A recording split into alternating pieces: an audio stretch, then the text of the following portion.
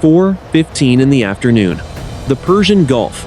An American F-35 Lightning was already screaming through the thin air at 28,000 feet. This was not a routine patrol.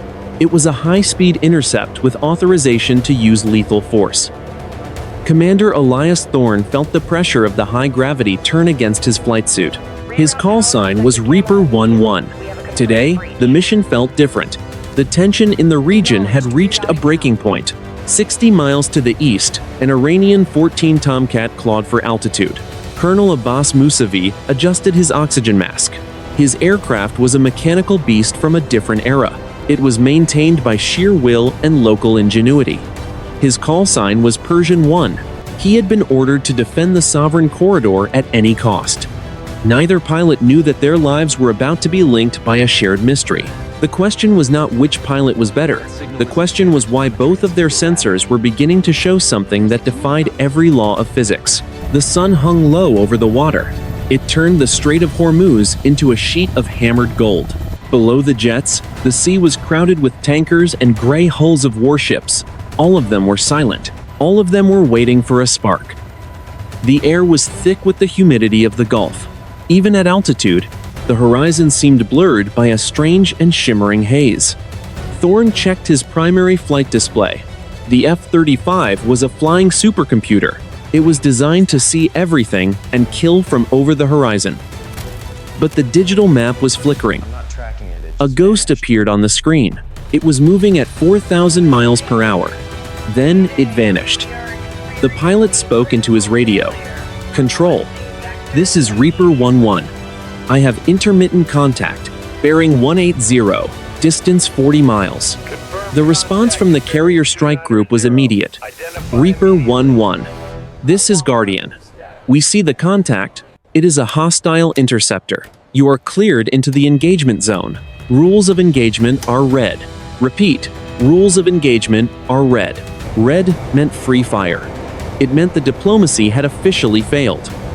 In the cockpit of the Tomcat, Mousavi saw the same ghost. His radar was older. It was powerful but prone to heavy interference. The sweep of the radar arm showed a solid return. Then the target fractured into 3 separate signatures. Then it merged back into one. It was impossible. No aircraft could maneuver like that. Mousavi spoke to his ground controller. Center. This is Persian 1. The intruder is within the perimeter. I am engaging my weapon systems. Persian 1. You are authorized, the controller replied. Do not let them cross the line. Both pilots pushed their throttles forward. The F-35 surged with a smooth and electric power. The F-14 roared as its massive twin engines dumped raw fuel into the afterburners. 2 columns of flame carved through the darkening sky. They were on a collision course. They were both professional. They were both ready to die for a cause they did not fully understand. The afternoon was still quiet. It would not stay that way. 4:17 in the afternoon. The central Persian Gulf.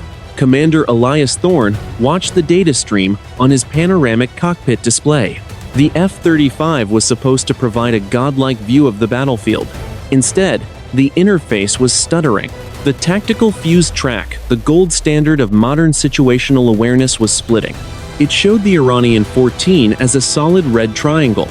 Then, a second contact appeared directly on top of it. Then a third. The pilot keyed his radio. Guardian. Reaper 11. My sensor fusion is degrading. I have multiple tracks on a single target.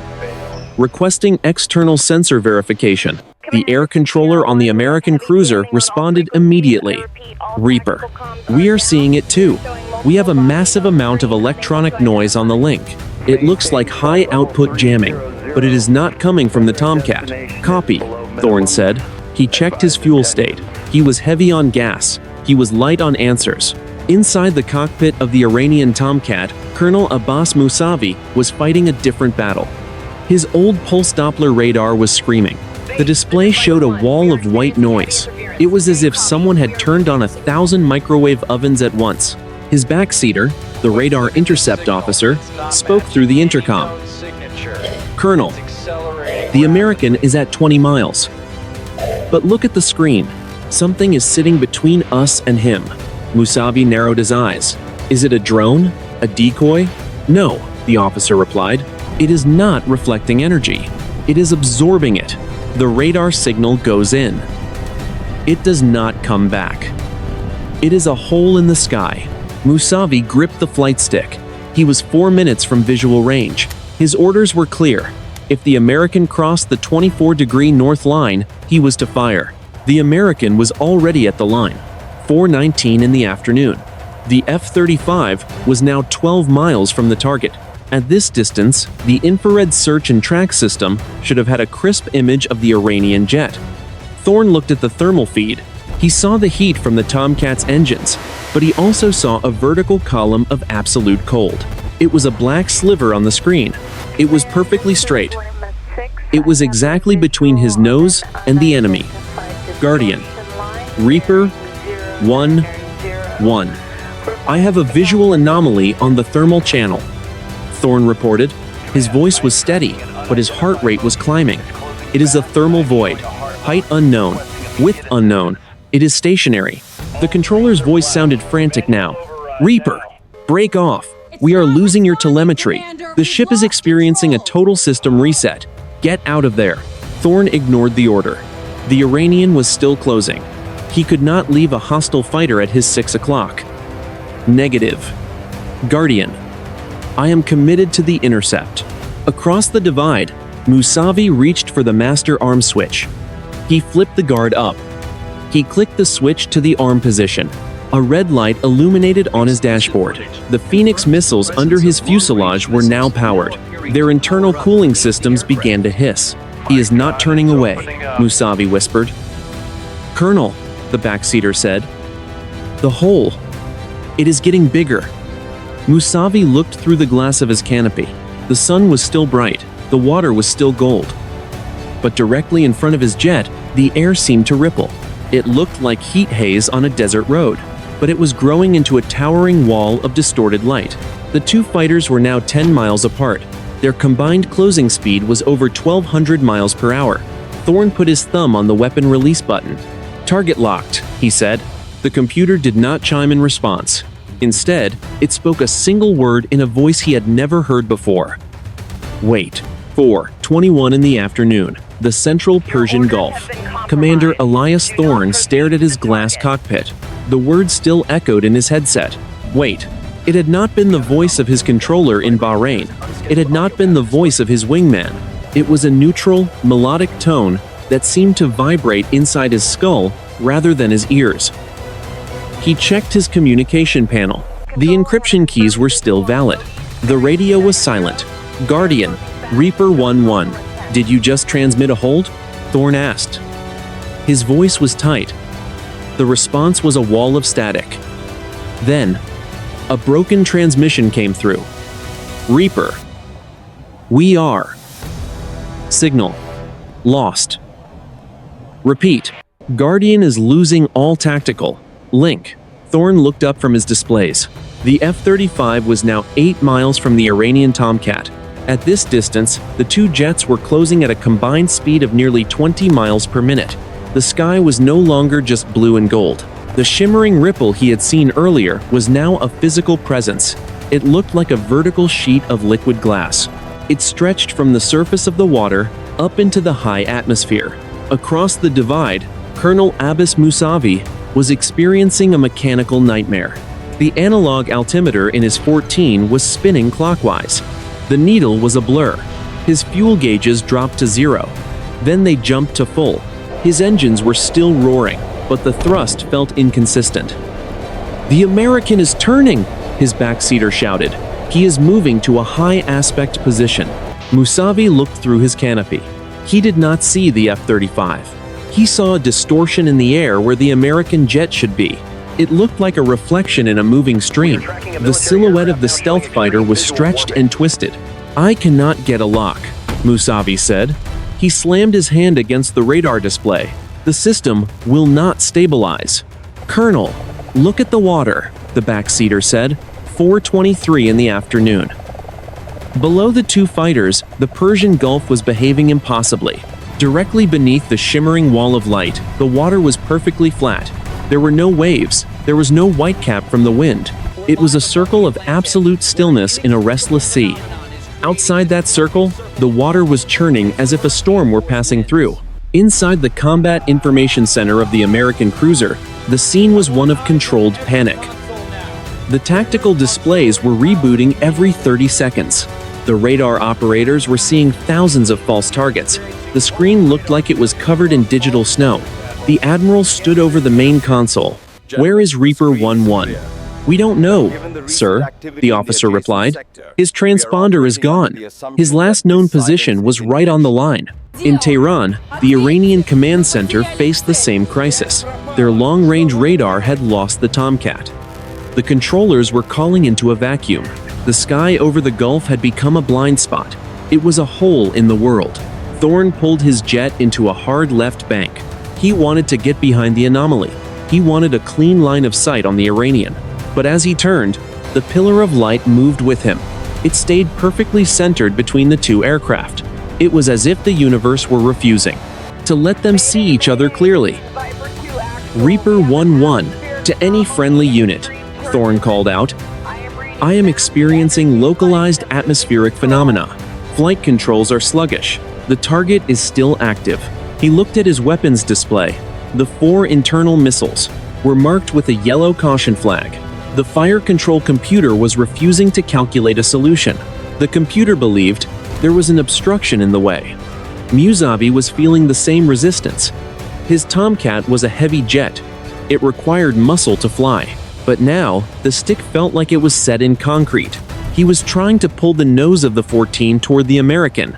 The plane would not move. It stayed on its heading. It was being guided by something other than the pilot. The two pilots were now less than 5 miles apart. They were moving into the visual arena. This was where the high technology ended, and the human element began. 4:24 in the afternoon. The shimmer in the air began to change color. It shifted from silver to a deep, pulsing violet. The vibration in Thorne's cockpit grew into a low hum. It was a sound he could feel in his teeth. "I have him," Mousavi whispered. He could see the gray shape of the F-35 through the haze. "I have the shot," Thorne said. He overrode the computer safety. He prepared to fire manually. Neither man knew that the weapons were no longer under their control. 4:25 in the afternoon. The central Persian Gulf. Commander Elias Thorne fought the controls of his F-35. The jet was designed to be the most agile fighter in the world. Every movement was managed by millions of lines of code. But the code was failing. The flight control surfaces were twitching. The aircraft felt like it was flying through a liquid heavier than air. He looked at his velocity vector. It was jumping. Thorne pulled the stick hard to the right. He was trying to execute a high-gravity displacement roll. He needed to get above the violet shimmer. He needed to see the Iranian Tomcat with his own eyes. The jet groaned under the stress. The carbon fiber skin of the aircraft vibrated with a frequency that bypassed his headset. "Guardian, Reaper 1-1. I am maneuvering to the vertical. My airframe is experiencing extreme buffeting. This is not wake turbulence." The radio was a mess of electronic screaming. Through the noise, a new voice broke through. It was the admiral on the carrier. "Reaper, this is Boss. You are inside the exclusion zone. We are seeing a massive energy spike at your coordinates. If that Tomcat looks at you with a fire control radar, you kill him. Do you understand?" "Copy, Boss," Thorne replied. "I am trying to find him." 4:26 in the afternoon. Inside the Iranian F-14, Colonel Abbas Mousavi heard a sound that chilled his blood. It was the low-pitched growl of an infrared missile seeker. His Sidewinder missile had found a heat source. It was a lock, but the tone was wrong. Instead of a steady, high-pitched whine, the missile was singing a complex and melodic series of notes. "I have a lock," Mousavi shouted to his backseater. "The seeker is tracking."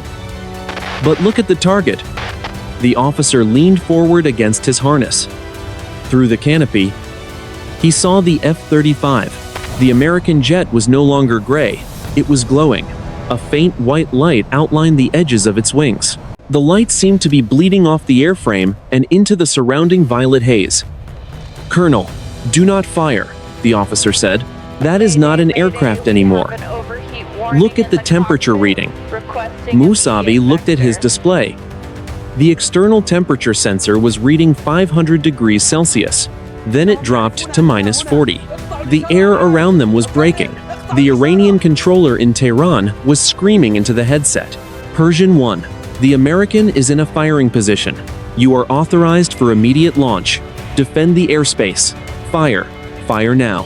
Mousavi's finger hovered over the trigger. He was a veteran of a dozen close encounters.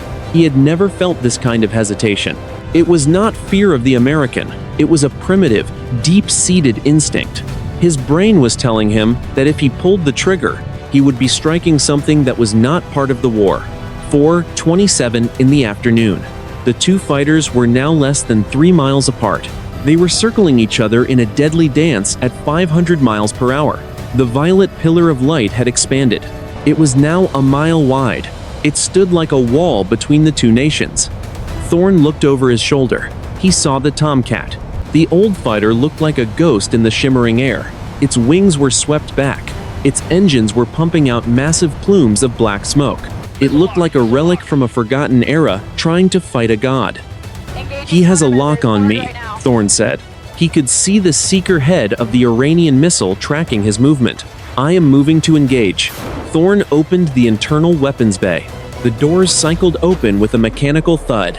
A single AIM-120 missile moved into the slipstream. The radar-guided weapon was ready to hunt. The American pilot and the Iranian pilot were now staring at each other through the glass. The distance was close enough to see the colors of their flight suits. Both men had their hands on the triggers. Both men had orders to kill. The command centers on both sides held their breath. They were watching the end of a world. 4:28 in the afternoon. The Combined Air Operations Center in Bahrain. The room was a cavern of glass and blue light. Hundreds of analysts sat at workstations. They were watching a situation that had transitioned from a provocation to an act of war. On the main tactical map, the icons for the F-35 and the F-14 were vibrating. They were so close that the computer struggled to separate the two tracks. The admiral stood at the center of the room. His eyes were fixed on the telemetry from Thorne's aircraft. He saw the status indicator for the weapons bay. It was flashing amber. The doors were open. The stealth fighter was exposed. It was at its most vulnerable and its most deadly. The admiral spoke to the lead controller. "The Iranian has a solid lock. If we wait for him to fire, we lose an advanced asset and a pilot. Do we have a clear line of communication?" The controller shook his head. "The interference is too high. But the fire control link is still active. We can send a digital strike command." The admiral did not hesitate. The weight of decades of tension was behind his voice.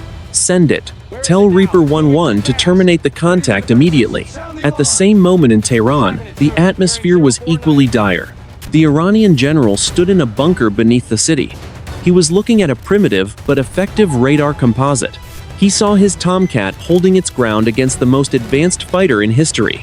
To him, this was a moment of national survival. The general turned to his radio operator. "The American has opened his weapon base. This is no longer a shadow game. They are going to kill our men. Tell Colonel Mousavi he is cleared to defend his life. Tell him to fire." 4:29 in the afternoon. Inside the cockpit of the F-35, Thorne received the command. A large red box appeared on his helmet-mounted display. It said, "Releasing." The computer had taken the admiral's order and was now counting down to the ignition of the rocket motor. 5 seconds. 4. Thorne gripped the stick. His vision was tunneling. The violet haze outside was so bright now that it was beginning to wash out his digital displays. The hum in his ears had become a roar. It sounded like 1,000 voices screaming at once. "Reaper 1-1, Thorne whispered. "Fox 3 in 3 seconds." Across the mile of empty air, Mousavi was ready. He had his thumb on the launch button of the stick. He did not need a computer to tell him what to do. He saw the American jet. He saw the white light glowing on its wings. He saw the weapon bay. Mousavi spoke to his backseater. "I am firing the Phoenix. Hold on." The backseater did not respond. He was staring out the side of the canopy. "Colonel, look at the horizon. The sun. It has stopped moving." Mousavi glanced at the sky. The sun was a low orange ball. It was hanging just above the water. It should have been sinking. Instead, it was perfectly still. The shadows on the water below were frozen. 4:29 and 45 seconds in the afternoon. Thorne saw the countdown hit 2 seconds. His finger tightened on the trigger. He felt a strange sensation in his chest. It was a cold, heavy pressure. It was as if time itself were becoming a solid object. The air in the cockpit felt thick. He tried to breathe, but the oxygen felt like ice in his lungs. The Iranian pilot felt it too.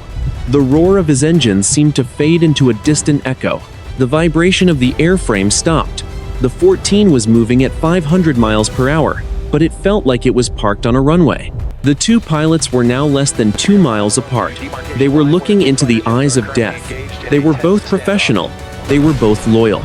They were both ready to pull the trigger. The order had been given. The targets were locked. The missiles were powered. The world held its breath for the final second. 4:29 and 50 seconds in the afternoon. The central Persian Gulf. The cockpit of the F-35 was a temple of red and violet light. Commander Elias Thorne felt his heart hammering against his ribs. The countdown on his visor was a single, pulsing digit. 1. The computer had control. The missile was a fraction of a second from ignition. The magnetic rail in the weapon bay was primed. The air was screaming. Thorne pulled the trigger. He did not do it because of the order. He did it because the tension in the sky had become unbearable. He wanted the silence that follows the strike. At the exact same moment, 1 mile away, Colonel Abbas Mousavi slammed his thumb onto the launch button. He did not hesitate. He did not think of his family or his country. He was a machine of reflex and training. The heavy Phoenix missile beneath his wing received the electrical pulse to fire. 4:29 and 55 seconds in the afternoon. Nothing happened. Thorne looked at his display. The countdown had frozen at 0. The red releasing box was still there, but it was not moving. The missile stayed in the bay. He pulled the trigger again. And again. The stick was dead. The buttons were cold. The F-35 was a $60 million glider. Mousavi screamed at his backseater. "Fire! Release the weapon!" "I am trying." "Colonel, the master arm is failing. The system is rebooting." The Iranian pilot looked out the window. He expected to see the American missile coming for him. He expected a flash of light and the end of his life. Instead, he saw something that stopped his breath. The violet pillar of light between the two jets had solidified. It was no longer a shimmer or a haze. It was a physical structure. It looked like a tower of polished obsidian. It rose from the water and disappeared into the clouds. It was perfectly smooth. It was perfectly black. And it was vibrating with a frequency that made the glass of the cockpits crack. 4:29 and 58 seconds in the afternoon. The two fighters were now less than 500 meters apart. They were on a direct collision course with the Black Tower. Thorne tried to roll. The stick would not move. He tried to eject. The handle was locked. He was a passenger in a high-speed wreck. "Guardian. This is Reaper. I am going to impact," Thorne said. His voice was a whisper. There was no answer from the radio. There was no noise from the engines. The world had gone silent. The only thing Thorne could hear was the sound of his own breathing. Across the black void, Mousavi closed his eyes. He prayed. He felt the Tomcat shudder as it entered the shadow of the tower. He felt a sudden, intense heat. Then, a cold so deep it felt like it was freezing his blood. 4:30 in the afternoon. The two jets reached the center of the anomaly at the same millisecond. The American pilot and the Iranian pilot were now separated by nothing but the glass and the mystery. They looked at each other. They were so close they could see the sweat on each other's faces. They were so close they could see the terror in each other's eyes. Both men reached out. It was a human reflex, a hand against the canopy, a silent plea for life. 4:30 and 1 second in the afternoon. The central Persian Gulf. The collision did not happen. There was no sound of tearing metal. There was no explosion of jet fuel. Instead, there was a folding of space. Commander Elias Thorne felt a sensation of extreme weightlessness. It was followed by a crushing pressure that seemed to turn his body into a liquid. His eyes were open, but he was no longer looking. At the cockpit of his F-35, he was looking at a vast and empty plain of white light. The black tower had vanished. The ocean was gone. The sky was gone. He felt his hands on the flight stick, but the stick was made of cold smoke. Beside him, less than 10 feet away, was the F-14 Tomcat. It was not moving. It was suspended in the white void, like a model in a display case. Thorne could see Colonel Abbas Mousavi. The Iranian pilot had his hands pressed against the glass of his canopy. His mouth was open in a silent scream. 4, 30, and 10 seconds in the afternoon. The two pilots were no longer enemies. They were witnesses. The white void began to fill with images. They were not memories. They were possibilities. Thorne saw the Persian Gulf engulfed in a wall of fire. He saw the cities of the coast reduced to ash. He saw the ships beneath him sinking into a sea of oil. It was a vision of the war that was supposed to begin at 4:29 and 59 seconds. Then the images shifted. He saw the same sea, but it was clear. He saw the tankers moving peacefully. He saw a world that continued because two men did not fire. Inside the Combat Information Center of the American cruiser, the admiral fell back into his chair. The tactical screen was not just blank, it was gone. The glass of the display had turned into a mirror. He saw his own face, pale and terrified. "Where are they?" the admiral whispered. The radar operator was staring at his hands. "Sir, my console. It is warm to the touch. It is humming." In the Iranian bunker, the general reached for the red telephone. He found that the plastic had melted. It was fused to the desk. The entire room smelled of ozone and ancient dust. The clocks on the wall had stopped. The second hands were vibrating, but they could not move forward. 4:30 and 30 seconds. In the afternoon, the white void began to contract. The pressure returned. Thorne felt his teeth ache. He felt the oxygen mask pull against his face. The melodic voice returned. It was louder now. It filled the entire space. "The choice was yours," the voice said. "The consequence is ours." Suddenly, the world rushed back. Thorne was slammed into his seat. The gravity returned with a vengeance. He was no longer at 28,000 feet. He was at 5,000 feet. He was over the water. The sun was exactly where it should be for late afternoon. He looked at his displays. They were live. They were clear, but the tactical map was empty. There was no Iranian Tomcat. There were no ghosts. There was only the blue water of the Gulf. He checked his weapon status. His jaw dropped. "Guardian, Reaper 1-1. Do you read? Reaper, we have you," the controller said. The man sounded like he had been crying. "Where have you been? You were off the scope for 6 minutes." "Guardian, check my telemetry," Thorne said. His voice was trembling. "Check my weapon bays. Reaper, we see you. Your bays are closed. Status is green." "Negative."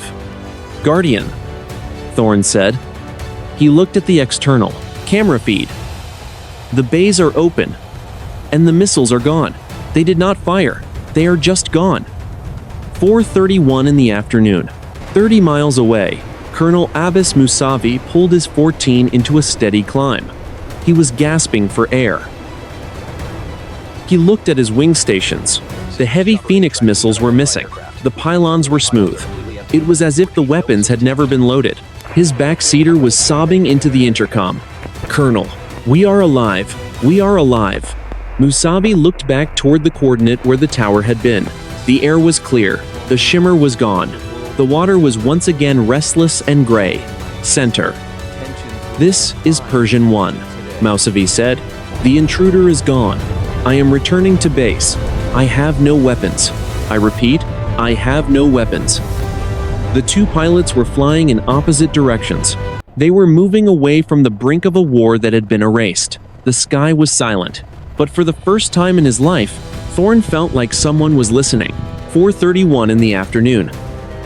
The Central Persian Gulf. Commander Elias Thorne checked his master caution panel. The light for the internal weapons bay was still illuminated. The sensors reported the bay was empty. He cycled the switch.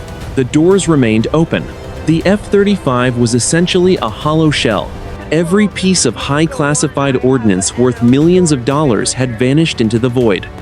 Guardian. Reaper 1-1. Confirming state. My weapons are gone. I have a mechanical failure in the bay doors. I am RTB. I am returning to base. The controller's voice was shaken. Copy. Reaper. We are tracking. We have a lot of questions here, Elias. The Admiral wants you on the deck immediately. Don't stop for anything. Thorne looked at his fuel gauge. He had plenty of gas, but the jet felt heavy. It didn't feel like a sleek fifth-generation fighter. It felt like a survivor. He glanced back at the horizon. The gold and blue sky was returning to its natural state. The violet haze was gone. The black tower was gone. It was as if a giant hand had reached down, cleared the board, and told the players to go home. 40 miles to the east, Colonel Abbas Mousavi was flying a different aircraft. The 14's engines were holding steady, but the cockpit was a wreck. The analog gauges had cracked. The glass on the radar screen was shattered from the inside out. Colonel, his backseater whispered. The radio. It is working again, but I am hearing everyone. Mousavi tuned his receiver. He didn't just hear his own controllers in Tehran. He heard the American carrier strike group. He heard the civilian air traffic over Dubai. He heard the voices of a dozen different nations, all talking at once. They were all reporting the same thing. A massive, localized electromagnetic pulse. A 6-minute gap in satellite coverage. They saw it, Mousavi said. The whole world saw the gap, but they didn't see the tower. We cannot tell them, Colonel, the officer said. They will think we are mad, or they will think we were hacked. Mousavi looked at his empty missile rails. How do we explain the weapons? 4 Phoenix missiles. Gone. No telemetry, no splash, just empty. 4:35 in the afternoon. The American cruiser USS Winston Churchill was still recovering from its system reset. The Admiral stood in the center of the CIC. He was surrounded by officers who were staring at their screens in disbelief. Sir, a junior officer said. We just got a satellite update. The Iranian Tomcat is still flying. It's heading toward Bandar Abbas. Its weapons are gone. The Admiral leaned over the table. And the F-35? Reaper 1-1 is inbound to the carrier. He is also clean. No weapons. The Admiral rubbed his face. He thought about the order he had given. Terminate the contact. He had authorized a move that would have ignited a regional war. He had pulled the trigger of a global conflict. And yet, the result was a draw. Not because of a miss, but because of an intervention. Scrub the logs, the Admiral whispered. Sir? You heard me, the Admiral said, his voice hardening.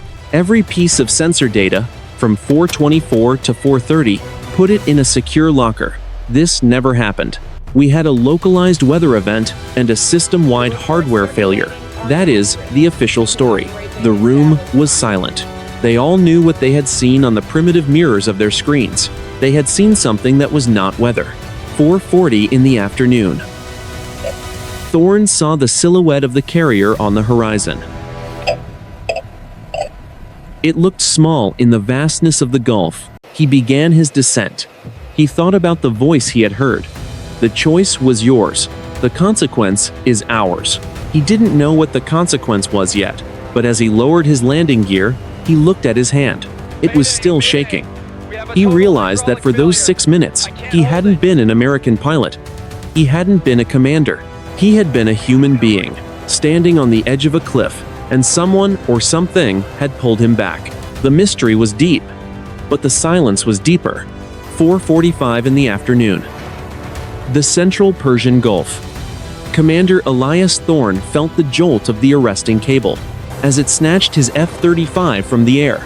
The jet slammed onto the deck of the carrier. It was a violent, familiar homecoming. Usually, Thorne would be focused on the taxi instructions.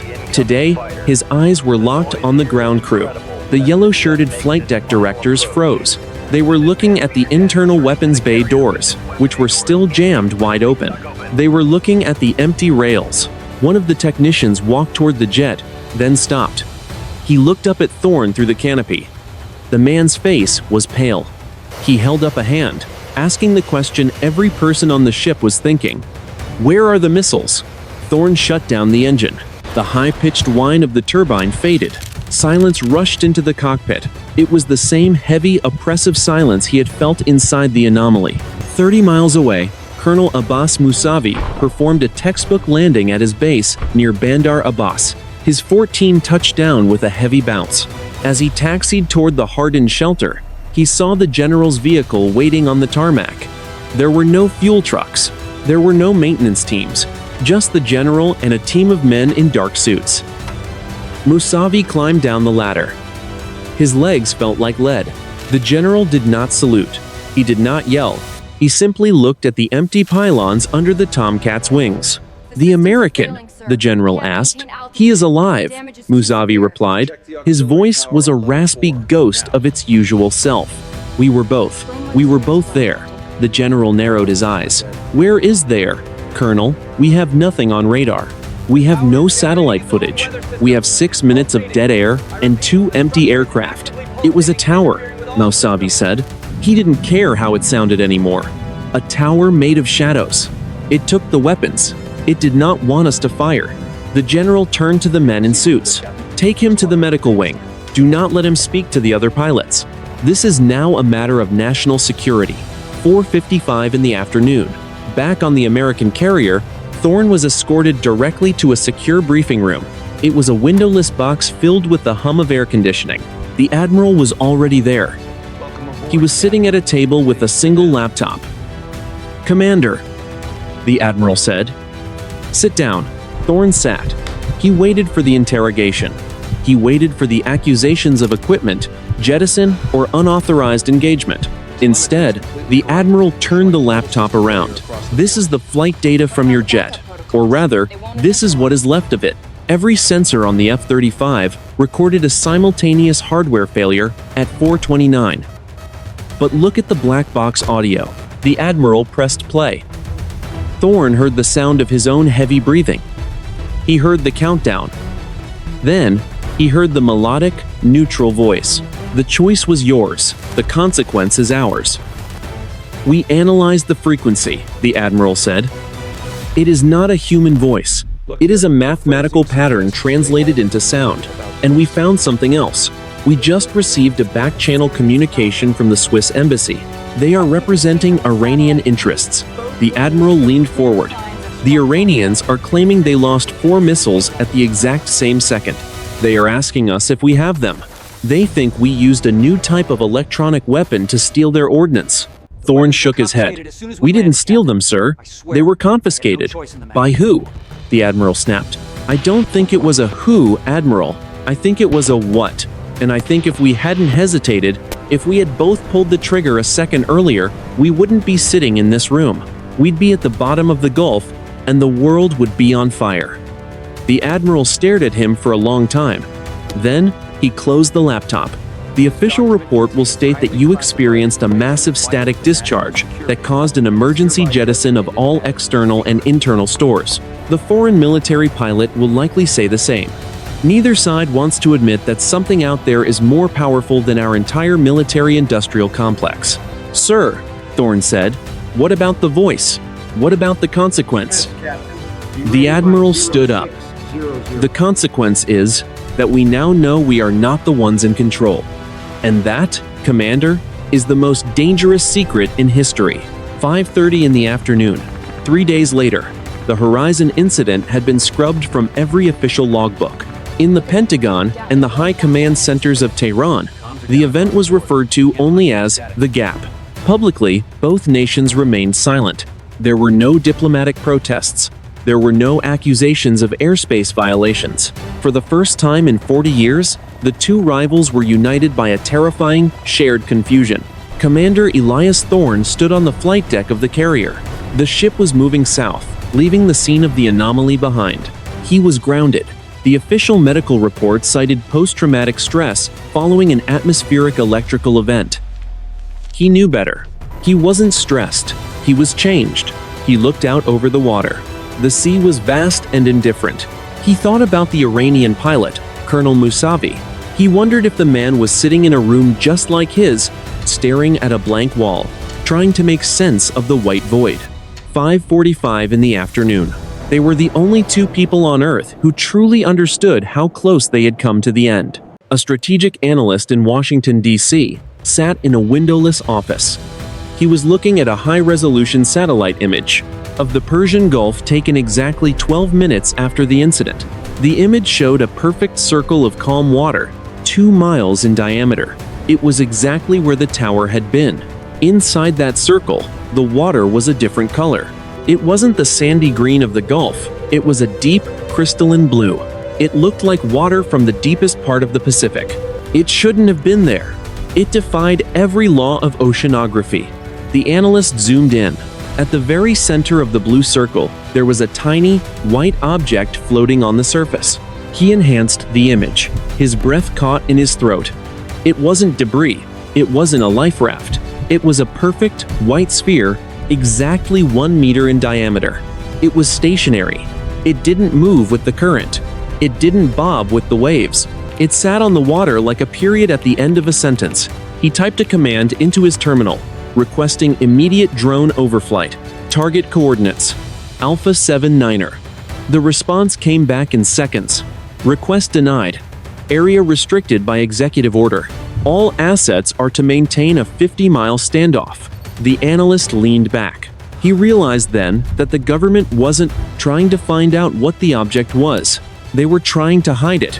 They were afraid of the answer. 6 o'clock in the evening. In a small village outside Shiraz, Abbas Mousavi sat in his garden. He had been given an honorable discharge for health reasons. He watched his children play in the grass. He felt the warmth of the sun on his face. He reached into his pocket and pulled out a small piece of metal. It was a fragment of the glass from his cockpit canopy. It shouldn't have been there. The canopy had been replaced before he even left the airbase, but he had found this shard in the cuff of his flight suit. The glass wasn't clear. It was pulsing with a faint, violet light. When he held it, the humming returned. It was the same sound he had heard in the void. It was the same sound he had heard in the void. It wasn't a noise. It was a frequency. It felt like a heartbeat. Mousavi looked up at the sky. A high-altitude jet was carving a white contrail through the blue. He didn't know if it was Iranian or American. He didn't care. They are still watching, he whispered. The crisis had resolved. No missiles had flown. No blood had been spilled. But the world had been given a warning. The most advanced weapons of man were toys in the hands of something greater. The silence of the Gulf remained. But beneath the surface, the blue circle stayed, and the white sphere continued to wait. 3 days later, the Pentagon and the Iranian Ministry of Defense, the official narrative had solidified. On both sides of the world, the story was the same. A rare atmospheric phenomenon, likely a massive super bolt of lightning or a localized magnetic storm, had caused a total system failure in 2 aircraft. The missing ordnance was written off as an emergency jettison to save the airframes. The pilots were being treated for temporary disorientation. It was a neat, professional lie that everyone in the room agreed to believe. But, in the classified basement levels of the National Security Agency, the analysis was moving in a different direction. A team of physicists and data scientists sat around a table. They were looking at the reconstructed flight path of Reaper 11. The F-35's GPS had recorded something impossible. At 4:30 in the afternoon, the jet's position had registered as being in 3 different places at once. It was over the Persian Gulf. It was over the Persian Gulf. It was over the coast of Antarctica. And it was in the middle of the Sahara Desert. It is a quantum superposition, one scientist whispered. The aircraft didn't move through space. It was folded into a different dimension of space-time. The energy required to do that is more than the output of our entire sun. The lead analyst, a woman with graying hair and a tired expression, tapped a pen on the table. And the weapons? Why take the missiles? The scientist looked at her. Maybe for the same reason you take a knife, away from a child. Not because the child is evil, but because the child doesn't understand the consequence of what happens when the knife is used. 1 week later. Strategic level analysis. Military intelligence agencies across the globe began to notice a shift. The intense, aggressive posturing in the Persian Gulf slowed. Neither nation backed down publicly, but the rules of engagement were quietly rewritten. The no-fly zones became wider. The standoff distances grew. The military analysis was clear. Both nations realized they were being monitored. The Horizon incident was not a tactical defeat for either side. It was a demonstration of absolute irrelevance. When a third party can freeze time and erase 5-ton missiles from the sky, the traditional metrics of power, stealth, speed, and kinetic energy become meaningless. The political fallout was even more subtle. In high-level summits, the tone of the rhetoric shifted from total victory to strategic stability. There was a new, unspoken fear in the eyes of the leaders. They weren't afraid of each other anymore. They were afraid of the audience. Experts would later agree that this was the moment. The Second Cold War ended before it truly began, not because of a treaty and not because of a victory.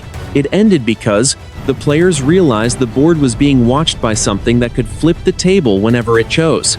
10 days later. In Washington, a small committee of experts was formed under the highest level of secrecy. Their mission was not to study the Iranian military. Their mission was to study the weight frequency. They called themselves the Horizon Group. They began to look back at other incidents in history cases where weapons failed at the exact moment of a world-ending decision. They found more than they expected. The strategic assessment was finalized and hand-delivered to the president. It contained only one sentence on the final page. Modern warfare is no longer a game between two sides. It is a performance for an unknown observer. And the observer is not impartial. The incident was over. The pilots were grounded, the missiles were gone. But the mystery had only just begun to breathe. 1 month later, 7:30 in the evening, the coast of the Arabian Sea. The world had moved on. The news cycles were filled with smaller, louder things. The tension in the Persian Gulf had not vanished, but it had changed. It was no longer a frantic, hot energy. It was a cold and cautious stillness. The borders remained, but the pilots who flew them did so with a new and heavy understanding. In a high-security laboratory in Northern Virginia, the final analysis of the Horizon incident was completed. The lead researcher did not present her findings to a room full of generals. She presented them to a single man in a dark suit. The report was not printed. It existed only on a single, air-gapped drive. The voice recorded in the cockpit of the F-35 had been analyzed down to the individual hertz. It was not a voice at all. It was a series of gravitational pulses that had been converted into sound by the pilot's own headset. The message had not come through the radio. It had come through the matter of the jet itself. The strategic assessment was terrifyingly simple. The weapons were not destroyed. They were not stolen. They were disassembled at the molecular level in less than a millisecond. The energy required to do this, without killing the pilots, was beyond anything in the human inventory. In Tehran, a similar briefing was taking place in a quiet garden. Colonel Abbas Mousavi sat across from a man who held no official title but possessed absolute authority. "They are not from the West," the man said, looking at the stars. "And they are not from the East." "I know," Mousavi replied. He felt the small shard of glass in his pocket. It was no longer glowing, but it was always warm. "They are not from the world we think we own." The Horizon incident had taught the two nations a truth that no treaty could enforce. It was the truth of the silent witness. For decades, humanity had played a game of brinkmanship, assuming that the only audience was the enemy. Now, they knew there was a third party, a power that did not care about territory or oil or national pride. A power that cared only about the preservation of the threshold. 8:15 in the evening. Commander Elias Thorne stood on the balcony of his home. He looked at the sky and thought about the white void. He thought about the moment he saw the face of the Iranian pilot through the glass. In that second, the uniforms had vanished. The flags had vanished. There were only 2 men, 2 machines, and a choice. He realized then that the Wait command was not a threat. It was an invitation. It was a chance to see the world as it truly was. A fragile blue marble protected by forces we are only beginning to imagine. Modern warfare had been redefined. It was no longer decided by who fired first. It was decided by who chose not to fire at all. The bravest act of Thorne's career was not a kill. It was the second of hesitation that allowed the world to keep turning. The strategic analysts would continue to study the data. The politicians would continue to speak of strength and deterrence. But the pilots would always remember the Tower of Shadows. They would remember the feeling of their weapons turning to mist. The most advanced weapons in the world were now nothing more than insurance policies against our own impulses. We were no longer the masters of the sky. We were guests. Thorne looked at the horizon. The sun had long since set, but the stars were bright. They seemed closer than before. Somewhere out there, the observer was still watching. The silence was no longer empty. It was full of the things we have yet to learn.